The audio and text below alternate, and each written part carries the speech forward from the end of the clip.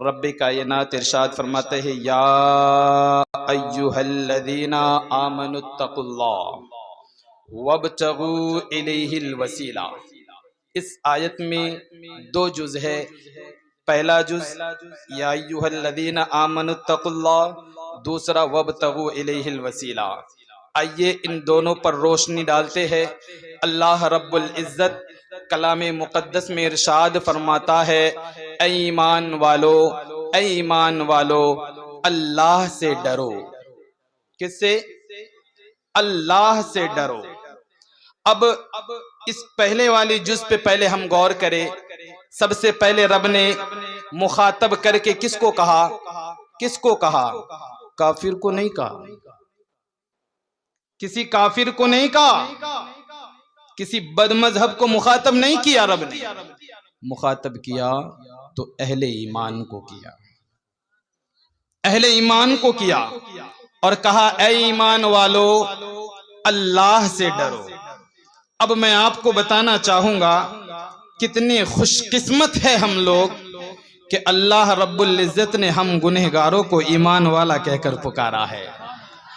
آج کہ اس دور میں اگر کسی گاؤں کا اعلیٰ پیمانہ شخص، عہدے دار شخص کسی کی تعریف کرتے ہوئے یہ کہیں کہ فلاں شخص ایماندار ہے، فلاں شخص ایمان والا ہے، تو وہ شخص اپنی قسمت پر ناز کرتا ہے، وہ شخص اپنی قسمت پر ناز کرتا ہے۔ لیکن میں خدان کے مسلمانوں کو بتانا چاہوں گا کہ تم کتنے خوش قسمت والے ہو کہ اللہ رب العزت نے تمہیں ایمان والا کہہ کر پکارا، تمہیں مومن کہہ کر پکارا۔ سب سے پہلے مومن کہا، اس کے بعد رب آگے فرماتا ہے اتقوا اللہ، اب اللہ سے ڈرو۔ اس کا مطلب کیا ہے؟ آؤ اس کے مطلب سمجھتے ہیں۔ اس کا مطلب یہ ہے کہ جب آپ ایمان لے آئے، آپ کا عقیدہ درست ہو گیا، آپ نے اپنے عقیدے کو درست کر لیا،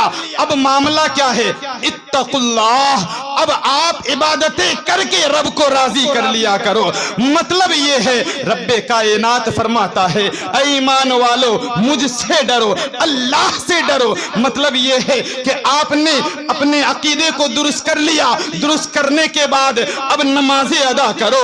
اگر رب نے دولت عطا کی ہے تو زکوٰۃ ادا کرو، اگر رب نے استطاعت دی ہے تو حج کرو، رب نے دولت سے نوازا تو غریبوں کی مدد کرو۔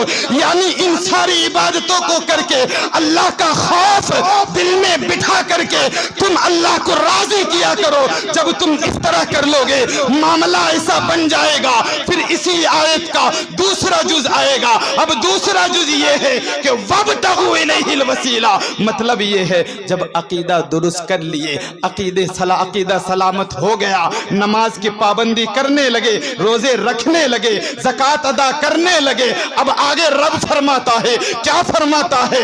اے لوگوں صرف نماز پڑھ کے تم میرے بارگاہ کا قرب حاصل نہیں کر سکتے، روزہ رکھ کے میرے بارگاہ کا قرب حاصل نہیں کر سکتے، زکوٰۃ دے کے میرے بارگاہ کا قرب حاصل نہیں کر سکتے، حج کر کے میرے بارگاہ کا قرب حاصل نہیں کر سکتے۔ مولا معاملہ کیا ہے؟ آخر تیری بارگاہ میں کیسے پہنچا جائے؟ کیسے پہنچا جائے؟ کیسے پہنچا جائے؟ رب فرماتا ہے وابتغوا الیہ الوسیلہ۔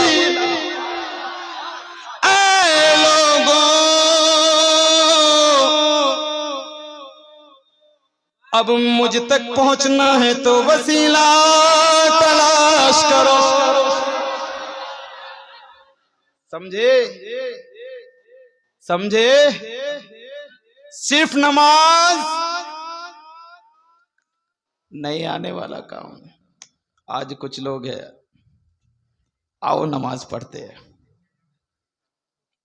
کچھ لوگ ہیں جو ہمارے بھولے بھالے مسلمانوں کو، ہمارے بھولے بھالے نوجوانوں کو کہتے چلو اب نماز پڑھتے، 10 دن کے چلے میں چلتے، 40 دن کے چلے میں چلتے ہیں۔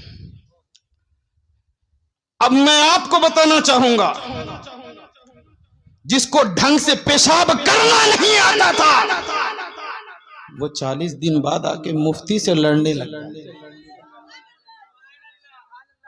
کیا علم 40 دن میں حاصل کیا جاتا ہے؟ اگر علم دیکھنا ہے تو تاج شریعت کو دیکھ لو. چمک بھی رہا ہے، چھلک بھی رہا ہے.